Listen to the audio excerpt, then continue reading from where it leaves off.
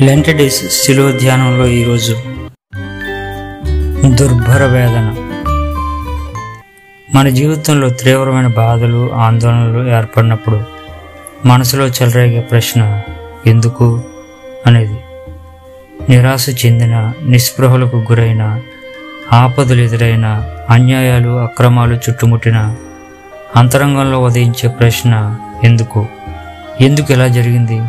నేను ఎవరికి ద్రోహం చేశాను? నేను ఏ పాపం ఎరుగని వాడిని, కానీ ఎందుకు నాకు ఈ అవమానాలు? ఎందుకు నాకు ఈ శారీరక బాధలు? ఎందుకు నాకిన్ని కష్టాలు? ఎందుకు నాకు ఈ శోధనలు, ఆవేదనలు? ఇలా ప్రతిరోజు ఎన్నో హృదయాల్లో ఎందుకు అనే ప్రశ్న బయలువెడుతూనే ఉంటుంది.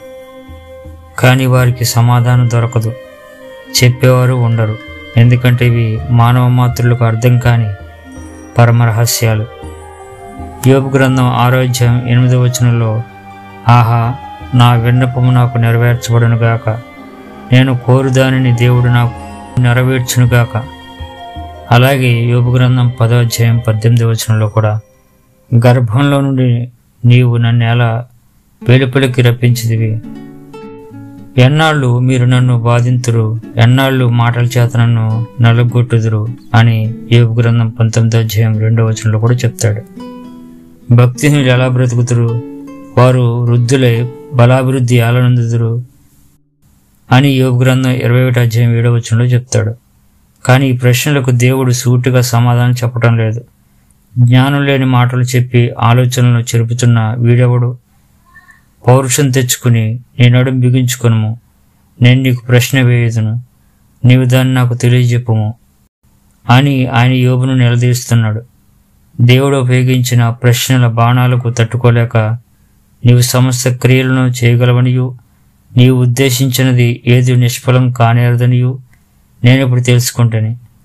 వివేచన లేనివాడునైన నేను ఏమీయూ నెరుగక నా బుద్ధికి మించిన సంగతులను గూర్చి మాటలాడితిని. కావున నన్ను నేను అసహించుకొని ధూళిలోను బూడిదలోను పడి పశ్చాత్తాపడుచున్నాను అని యోబు గ్రంథం 42వ అధ్యాయం 1-6 వరకు చెప్తాడు.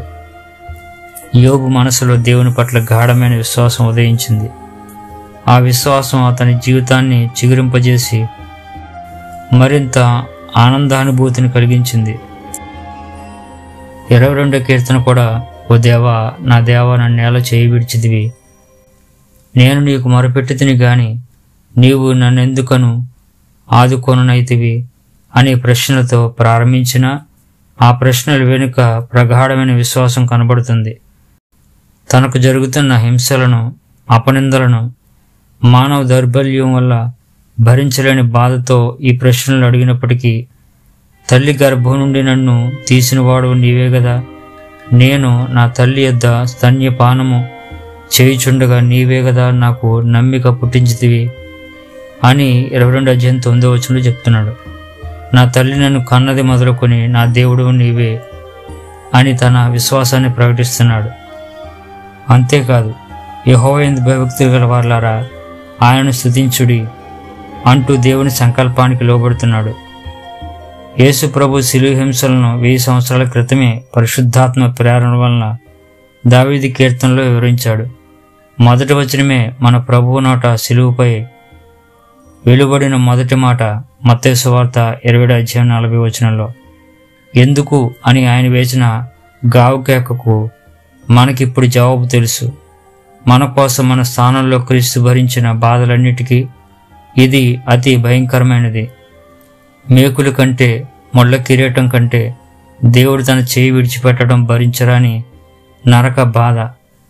దేవుడు తనను విడిచిపెట్టడం అనే అతి దారుణమైన బాధ ఇంతకుముందు యేసుకు తెలిసి ఉండే అవకాశం లేదు.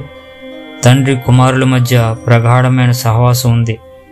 అయితే ఈ వియోగం అనుభవంలోనికి వచ్చినప్పుడు తల్లడిల్లిన హృదయంలో నుండి ఎందుకు అనే ప్రశ్న చీల్చుకుని వచ్చింది. కానీ మనం గుర్తుంచుకోవాల్సింది ఏమిటంటే, ఈ బాధలకు పాత్రులు మనమే, ఆయన కాదు.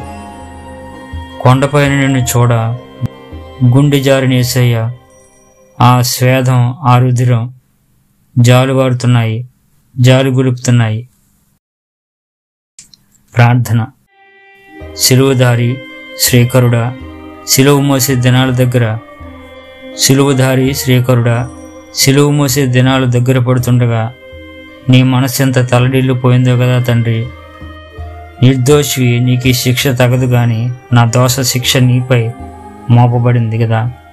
వందనాలు ప్రభువు. ఆమెన్.